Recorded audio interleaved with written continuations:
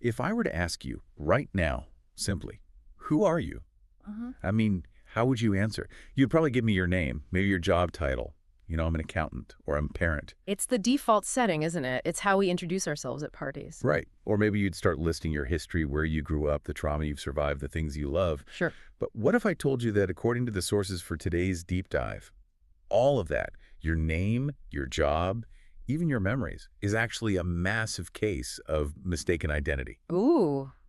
Like we're all walking around with the wrong ID badge on. That's a bold claim. But Yeah. it is the central idea of Chapter 13 of the Bhagavad Gita, and we've got a really interesting stack of materials today. Yeah, we do. We're looking at commentaries from two very different, actually kind of opposing schools of thought. We've got transcripts from Swami Sarvapriyananda, who represents the non-dualistic Advaita Vedanta tradition. Okay. And then we have a commentary based on the philosophy of Sri Madhvacharya, which is a dualistic theistic perspective. And despite their differences, and trust me, they really get into it, they both start with this mind-bending separation. The chapter introduces two key terms, Kshetra. And Kshetrajna. Exactly. Which, I'll be honest, sounds like a tongue twister I'd fail at after a glass of wine. It's a mouthful. But hopefully, by the end of this deep dive, we can see if separating what is seen from who is seeing can actually change how we handle stress or, just get through a Tuesday. That is the mission, and the definitions are really the starting line. So Kshetra translates to the field. The field. Okay, my brain immediately goes to, like, baseball or farming. But we aren't talking about agriculture, are we?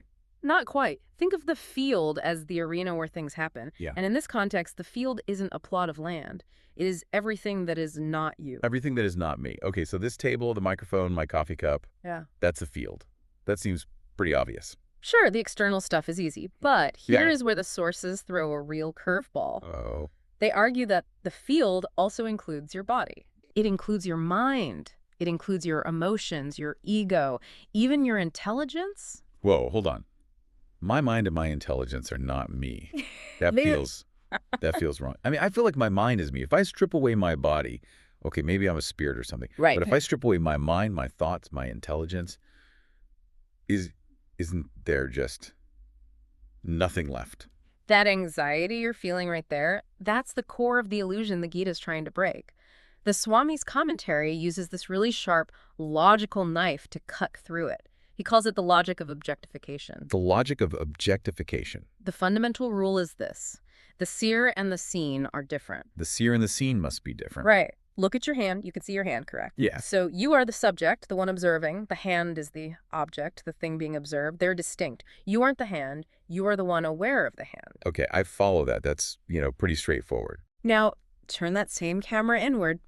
Can you observe your thoughts? Can you sit there and notice, oh, I'm thinking about lunch, or, I'm feeling a bit anxious about this deadline? Sure. That's basically mindfulness, right? I can watch my thoughts race around like hamsters on a wheel. So if you can watch the thoughts, if you can observe the anxiety, then by that same logic, you cannot be the anxiety. You cannot be the mind. You are the awareness in which those things are appearing. Exactly. Okay, that's actually tripping me up a bit. We always say, I am angry. Like, the anger is my identity in that moment. But the sources would suggest the accurate statement is, I am the awareness noticing that anger is happening. It's a shift from I am a body with a mind to I am the awareness in which a body and mind appear. Precisely. The source material actually lists the components of the field, the 5 elements, earth, water, fire, and so on, but also desire, hatred, pleasure, pain, and intelligence. All of these are objects. They rise, they fall, they change. But the Kshetrajna, the knower, that's the witness. The pure consciousness that never changes. It's the constant. Okay, but I have to play the skeptic here. This sounds very poetic, the whole I am pure awareness thing. Yeah. But we live in the age of AI. We have computers that can think, write poetry, tell jokes. Are the sources saying a super advanced computer couldn't eventually have this knower aspect? Isn't consciousness just, really complex data processing? And this is where we run right into the hard problem of consciousness. The Swami actually addresses this distinction between knowledge as data and knowledge as experience. Knowledge as experience. Think about it. Your phone knows your schedule. It knows your face. Yeah. But does your phone care that it has a meeting at 2 p.m.? I mean, I hope not. Siri has enough property. Exactly. There is no first-person experience. There is no what it feels like to be an iPhone. The Swami uses this great analogy about simulation versus reality. All right. You can simulate a rainstorm on a supercomputer. You can have perfect physics, the sound of thunder, the visual of the droplets. Right. But does the computer get wet? In the same way, you can simulate the behavior of pain crying, recoiling, saying, ouch. But does the computer feel the hurt, that internal ouch, that raw subjectivity? That's what the Gita calls the knower. And science still has no idea how neurons, which are just physical matter, just part of the field, create that feeling of being. It's the difference between the map and the territory. The brain maps the world, but the knower walks the territory. That's a really good way to put it. Matter doesn't create consciousness. Consciousness illumines matter. But here's the snag I hit when reading through the Dvaita transcripts. And this is where it gets a little trippy. If I am the knower and you are the knower and our listeners the knower, are there billions of knowers floating around, or is it just one? This is the absolute crux of the non-dual or Advaita view. And the Swami uses a really beautiful analogy with light to explain this. Okay. Imagine a single spotlight shining down. Now put your hand in the beam of light. Okay, hand is in the light. The hand reflects the light. If you spread your fingers, you see 5 distinct illuminated fingers. It looks like the light has been divided into 5 separate lights. But has the light actually been divided? No. The light is continuous. My fingers are just breaking it up visually. And the Swami argues that consciousness is like that light. It is one, undivided, infinite. But when it shines through billions of different bodies and minds, the fingers, it appears to be divided. It appears as my consciousness and your consciousness. But in reality, there is only one knower in all fields. That's the Advaita claim. That is massive. It reminds me of the other analogy from the text, the ocean and the wave. Yes.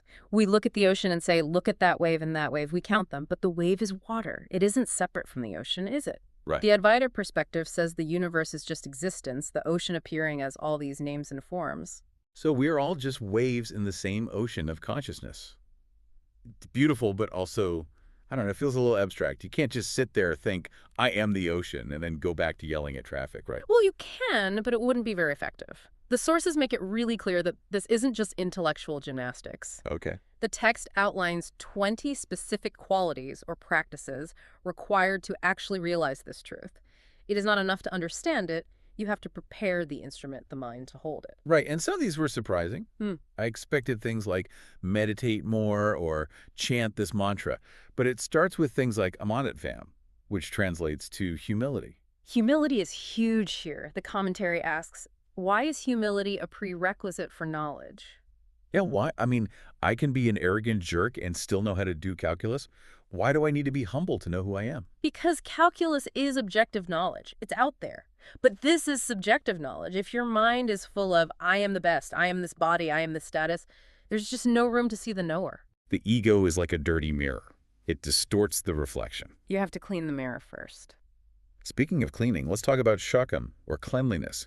The Swami tells this story about a monk cleaning a flower vase that I found both inspiring and mildly terrifying. It is intense. A young monk is in the monastery polishing a brass flower vase for the altar. He thinks he's done a great job, but a senior monk walks by, points to a tiny smudge, and tells him to do it again. And again, and again. Finally, the senior monk tells him, you aren't just polishing the vase, you are polishing your mind. I'll be honest, if my boss told me I was polishing my mind while scrubbing the break room floor, I might quit on the spot. It sounds harsh. But the principle is that external order reflects internal clarity. If your environment is chaotic, or if you do things sloppily, it creates a chaotic mind. The knower is subtle. You need a steady, clean mind to notice it. Which leads to sterium, or steadiness. And the story attached to this one, man, this one really stuck with me. It's about the dying monk. That's a powerful example of training. The Swami recounts seeing an elderly monk in the ICU. He's dying, hooked up to machines in that weird hospital twilight. Yeah. But every morning, just before 4 a.m., this dying man would struggle to sit up in his hospital bed. 4 in the morning, even on his deathbed. It was his lifelong habit of meditation. Even as the body was failing, the training kicked in. And the quote the Swami uses there is something we should all tape to our mirrors. We do not rise to the level of our ideas. We fall to the level of our training. We fall to the level of our training. Wow. That's humbling. It's easy to have high spiritual ideas when you're sipping tea on a Sunday. But when you're stressed or sick or dying, that is when the training shows up. Exactly. These 20 practices, humility, nonviolence, steadiness, they are the training camp. They build the mental infrastructure so that when a crisis hits, you don't crumble into the field, you stand firm as the knower. Okay, so up until now, we've been leaning pretty heavily on the non-dual Dvaita perspective, that there is only one knower, and that knower is me and you and everyone. Essentially, I am the universe. Right. But I have to push back again because, honestly, sometimes that feels a bit lonely and maybe a little arrogant. I am God. I barely remembered to feed the cat this morning. I don't feel like the infinite reality. I feel small. I feel distinct. You aren't the only one to feel that way. And actually, that is exactly where our second set of sources comes in. This is the wrench in the gears we promised. A dualist view. Correct. The commentary based on Madhvacharya looks at that I am the ocean statement and says, absolutely not. So in this view, when the text says knower of the field, it isn't talking about me as the ultimate reality. It's more nuanced than that. In this framework, there are actually two knowers in the body. Two. There is the individual soul, the jiva, that's you, the one who forgot to feed the cat. You know your own body. But then there is the Supreme Lord, Paramatma, who resides within the individual, but is distinct from them. So it's not I am God, it's God is in here with me. Yes. This commentary introduces the concept of panchapeda, or the fivefold differences. It argues that reality isn't just one big soup of oneness.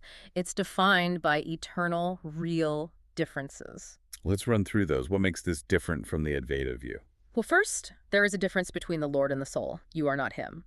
Second, between the Lord and matter God is not the table. Third, between one soul and another soul. So you and I are distinct, unique individuals eternally. We don't just merge into a blob of light. Exactly. Then fourth, between the soul and matter. And fifth, between one piece of matter and another. So everything is distinct. But if we are so separate, how does that help me? If I'm just a little soul trapped in a body, isn't that kind of depressing? Not if you look at the relationship. The goal here isn't to realize I am God, but to realize your connection to God. The commentary uses the analogy of the sun to explain God's presence in the body. The sun analogy. Think of the sun. It shines on a pristine lake, and it shines on a pile of garbage. Does the sun get dirty when it shines on the garbage? No. Does it get wet when it shines on the lake? No, it's just light. It reveals things, but it isn't affected by them. That is the nature of the Supreme Lord in this view. He resides in the body, witnessing everything, energizing everything, but he's not tainted by the flaws of the body. He is distinct. Like space. Space is everywhere, but doesn't get wet when it rains. Exactly. I see. So the comfort here isn't, I am the infinite. The comfort is, the infinite is with me, watching over me, and is totally untouched by my mess. Precisely. It's a shift from identity to relationship. So whether you take the non-dual view, where I am the untainted screen, or this dualist view, where the Lord is the untainted witness inside me, both seem to lead to the same result. Detachment. That is the synthesis. Both perspectives agree on the problem. The ego. Ah, the ego. Ahankara. The source of all our drama. Both sources agree that the ego claims credit for things it doesn't do. It's the great appropriator. Right? The Swami had this funny bit about walking. I say, I am walking, but really, it's my muscles, my neurons, the laws of physics. Nature is doing the walking.